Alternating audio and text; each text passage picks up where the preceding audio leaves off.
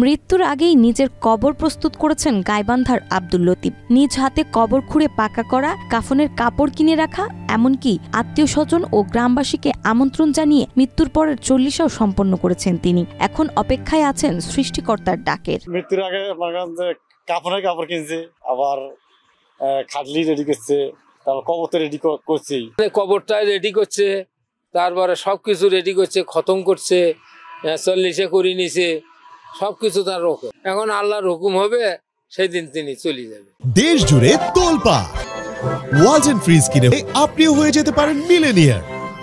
গাইবান্ধা জেলা সদরের খামার পীরগাছা গ্রামের বাসিন্দা আব্দুল লতিফ পেশায় জেলা প্রশাসনের ৩য় শ্রেণীর কর্মচারী। ২০১১ সালে নিজের সিদ্ধান্তে তিনি বাবা মায়ের কবরের পাশেই নিজের কবর খনন শুরু করেন এবং সেটি পাকা করে কংক্রিটের ঢাকনাও প্রস্তুত রাখেন। আপাতত কবরটি মাটি ও পাথর দিয়ে ঢেকে রাখা হয়েছে, শুধু মৃত্যুর পর সেখানে শায়িত হওয়ার অপেক্ষা। চাপড় চপড় করে রাখছি, যা কিছু প্রস্তুত, মৃত্যুর জন্য খাটলি সবকিছু প্রস্তুত করি আমি নিজে করে রাখি গেছি।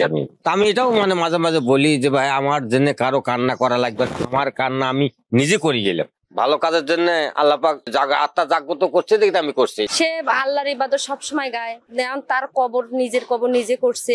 পুত্র সন্তান না থাকায় জীবিত থাকতেই তিনি তার শেষ যাত্রার সব ব্যবস্থা করে ফেলেছেন, যেন মৃত্যুর পর কাউকে কষ্ট করতে না হয়। আত্মীয় স্বজন সহ আশেপাশের কয়েকশো মানুষকে আমন্ত্রণ জানিয়ে তিনি 40 আয়োজন করেছেন, সেই সাথে কোরআন খতমও সম্পন্ন করেছেন। আমি মনে করেন 40 করলাম, মানুষের গ্রামের লোকজনকে ডাকতে খাওয়াইলাম, সবকিছু করলাম। মনে করছে আমার ছেলে না, আমি নিজের কাজ নিজে করি, নিজের কবর নিজেই করছি, তার মনের আশা নিজেই পূরণ করছি। এখানে হলে তার নিজস্ব সবকিছু নিজে তৈরি করছে, তৈরি করিয়ে গ্রামবাসীকে খাওয়া দাওয়া করাইছে। মৃত্যু যেন অবধারিত, এই সত্য মেনে নিয়েই জীবন দশায় নিজের শেষ যাত্রার প্রস্তুতি সম্পন্ন করে তিনি সৃষ্টিকর্তার প্রতি কৃতজ্ঞতা প্রকাশ করেছেন। এখন শুধু অপেক্ষা সেই ডাকের, যেদিন তিনি চিরশান্তির ঠিকানায় পাড়ি জমাবেন।